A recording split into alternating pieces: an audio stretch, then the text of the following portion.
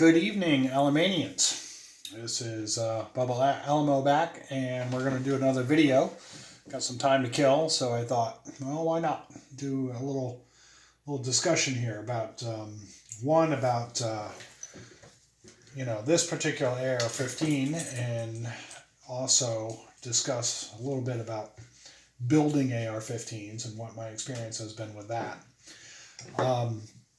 So first, I'd like to start off with this is a Colt model 607. Very rare. I believe, and I hope somebody out there can correct me, but I believe that there are only 2 or 3 examples of these in museums currently. It's a very rare variant, and what it is the first attempt at building a true AR-15 carbine in the mid-1960s, 1965, I believe.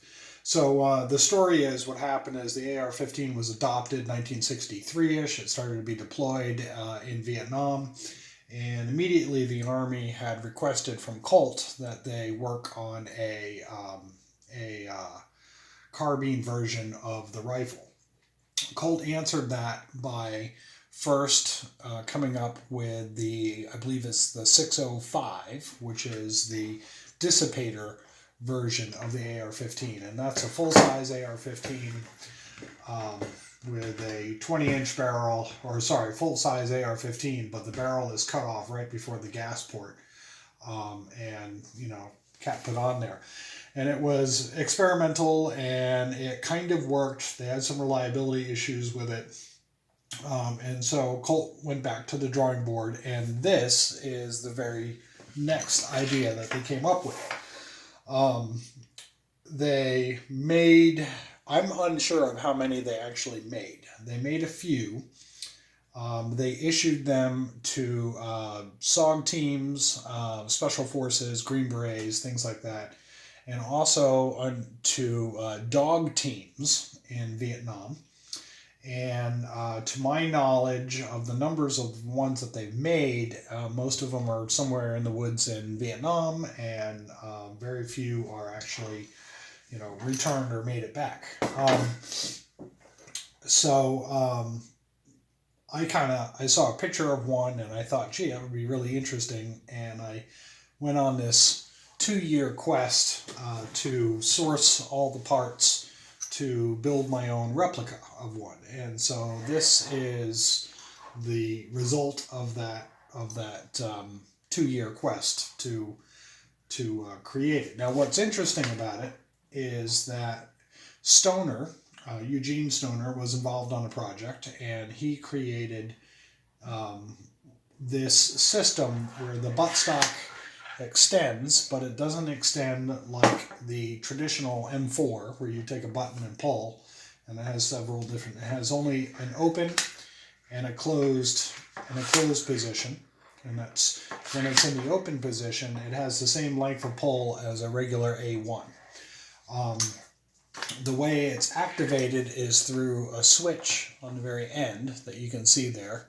This is closed, where it's locked in place, and then you switch it to the other side, and it closes there, and then you lock it back in place, and now it's closed in the short position. It's very small, very tiny. The originals had a very short barrel on them. In order to comply with the NFA, I put on a 16-inch length barrel, and just to be sure, I welded and pinned the muzzle brake on there so that it wouldn't come off. But the originals, the muzzle brake was right about here, just in front of the gas port. So to make them ultra compact and tiny. So it has this really unusual buttstock where it's locked, open, it'll close, and then you can lock it again. And this is the idea that Eugene Stoner came up with, and this was really the last thing that he worked on with the AR-15. So then, putting it together, I ended up, you'll notice on, I don't know if you can see that, but there are markings on there that say Colt AR-15 GX5857, which was the nomenclature that was given to this model. And it has the Colt patent firearms, and it has the safe semi-auto, but it's also only semi-automatic. And it has a serial number on it. And I had these roll markings put on here by a guy who created, you could buy on Gunbroker. He would sell 80% lowers, and then for a fee he would put all of the original markings on for you. So I had him do that and create a serial number for me and put that on there. Then I took it to another gun shop and I had them paint it the old color that the old A1s were. The way this started was this stock is actually a Type D stock, which I had to cut, made me cry to do it to a certain length. And then I got in touch with Matt R., who has a Facebook page. I'll put a link in the description below, where he makes these replica 607 stocks. And you can, he assembles them for you. He creates these butt pads, these butt pieces, and the hook here. I tried to do it myself with my own tools, and it was just a disaster. So he sent me all the raw parts. I had it painted, put on this lower, and then tried to make it as authentic as I possibly can. But the only thing that is incorrect on it are the controls here. Should have a little dot on it here, and there should be a little bevel here, but I don't get that particular about it. But I do have the 601 style handguard, the Type 1 style grip, which I actually prefer over the Type 2, and then I took an original Type D stock, cut it down, included all of the, had to drill out this piece here to come back with the, to put the tube inside and all the internal workings. It was really quite the project to put it in there. And it took me a long time working on it, but I got it done. I'm really happy with the results. The rifle shoots great. It's really an excellent rifle. I haven't ever had any malfunctions with it, and it's just a great overall rifle. And that leads me to discussing a little bit about building an AR-15 and why somebody would want to do it.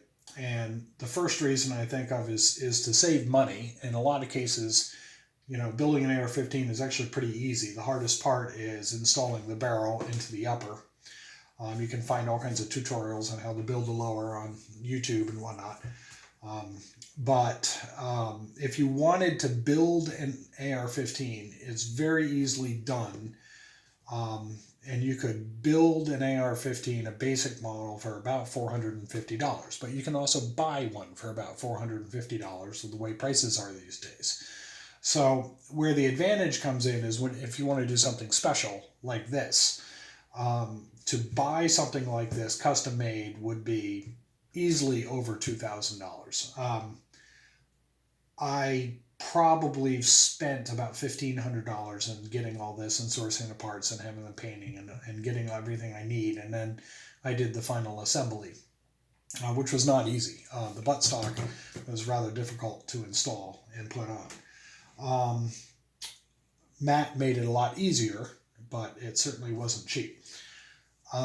If you wanted to build a nice AR-15, the more expensive an AR-15 is that you want to buy, usually the better your cost savings become. So if you wanted to buy a $2,000 AR-15, you could probably build it for about $1,000. And that's kind of how the ratio breaks down. It just depends on what kind of barrel you want, what kind of upper, what kind of lower, what kind of trigger system that you want to put in it. But if you wanted to do something unique and different and retro, this is definitely the only way that you'll be able to do it. Now, Brownells makes a whole line of retros, but they're also expensive. They're about $1,000 a piece for some of those. They make a really nice XM177, which is the model that came after this one. But if you're going to find like a Colt 607, the only way that you can get it is to really build it. Anyway, I hope you found that interesting. Thank you for coming back to the Redoubt, and stay tuned for more videos. Thank you very much.